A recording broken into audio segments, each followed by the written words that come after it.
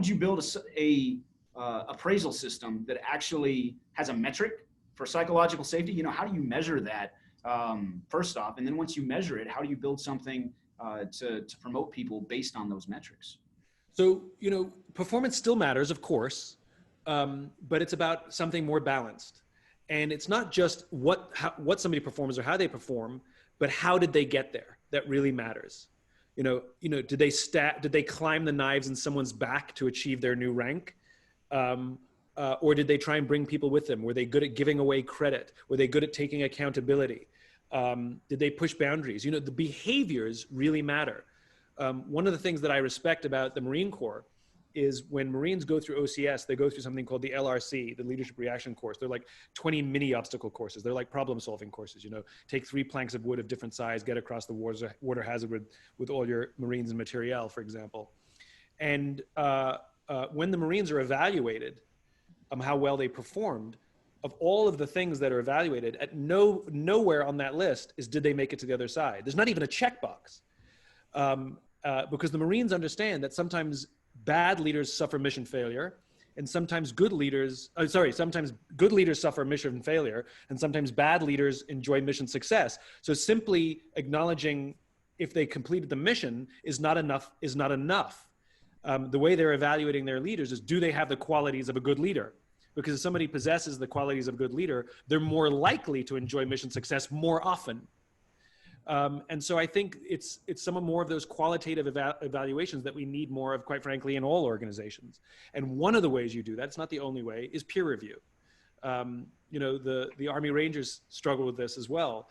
They had a problem with something they called Spotlight Rangers, which is the Ranger performed their tasks exceptionally. You know, they did extremely well, came in first, all that stuff.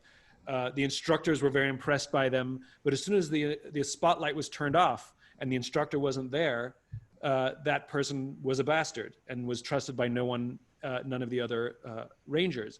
And so they built in a peer evaluation for the Rangers to evaluate each other before someone could progress through the training. You had to pass all 3. You had to prove you could do the skills.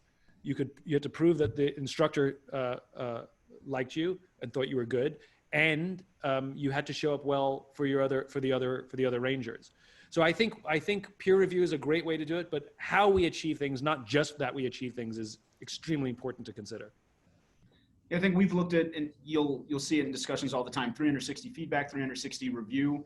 The problem I always find, and maybe this is just me, is how do you do that at scale? Yeah. A small Ranger team, or 50 people, 100 people, depending on what level of training we're talking about. It's doable. I've been part of, assessment and selections where we did peer review, and that was key. Even in some of our, many of our leadership schools have a peer review function. And that's how some of the awards and some of the real recognition is handed out, because you can look great for an instructor and you can look great today, but if everybody thinks that you're doing good things and you're someone they want on their team, that says something.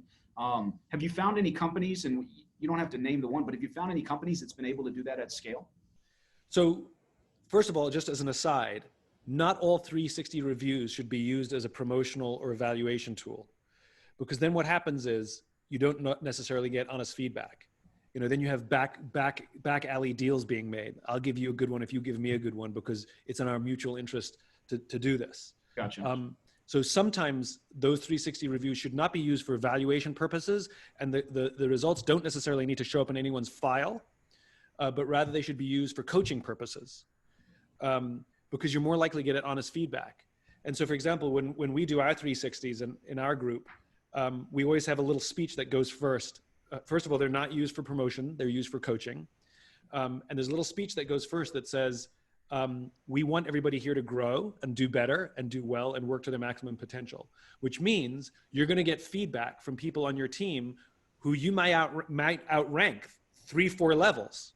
Somebody much more junior than you is gonna tell you what they're going to give you feedback, and the only thing you're allowed to do is say thank you,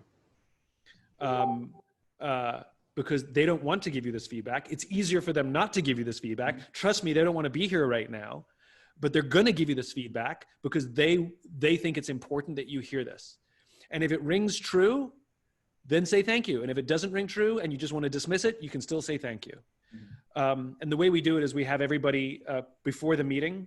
We have everybody, what they do is they write they write their own top 3 weaknesses or places they believe they need the most growth, with 3 specific examples, 3 specific examples of the places you need the most growth or your biggest weaknesses. And then 3 specific examples of the things that you believe are your strongest attributes or the places that you've grown the most. The entire team, that's all collated and taken together. Then it's distributed and everybody gets to read it. And then when we do the actual day where we do the in-person review, the first thing you do is you read out loud your own weaknesses. And then anyone at the table is allowed to add to that list. And again, the only thing you're allowed to do is say thank you. And you can't say thank you.